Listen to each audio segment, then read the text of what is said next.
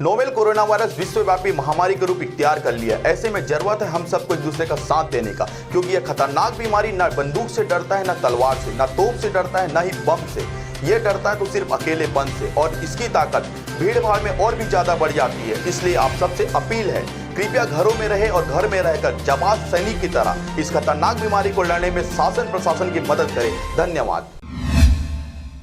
कोविड-19 corona virus की वजह से प्रवासी मजदूरों को ग्राम पंचायत के स्कूल भवन या अन्य सरकारी भवनों में 14 दिनों के लिए गांव को संक्रमण से बचाव के लिए रखा जाता था। आपको बता दें कि क्वारंटाइन सेंटर बनाए गए पथरिया के ग्राम पंचायत पड़ियन के स्कूल में कुछ दिन पहले प्रोजेक्टर चोरी हो गया था, जिसकी जानकारी प्रवासी मजदूरों के स्कूल से जाने के बाद हुई है, जिसकी शिकायत थाने में किया गया है।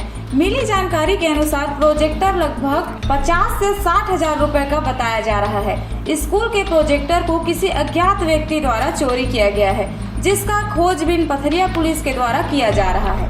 कंप्यूटराइज के माध्यम से देने के लिए जो यंत्र लगा था उसको अज्ञात चोरों के द्वारा चोरी कर लिया गया है।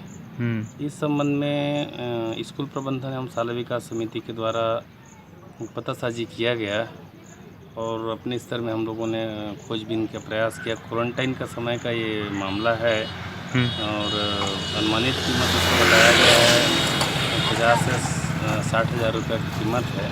प्रस्ताव पारित करके पुलिस थाना में सूचना दे दिया गया है, रिपोर्ट दर्ज करा दिया है, पुलिस जांच कर रही है और अपने स्तर में हम लोग भी जुटे हुए हैं। पथरिया से राजकुमार बघेल के साथ ईश्वर साहू की रिपोर्ट, RJ रमझाझर।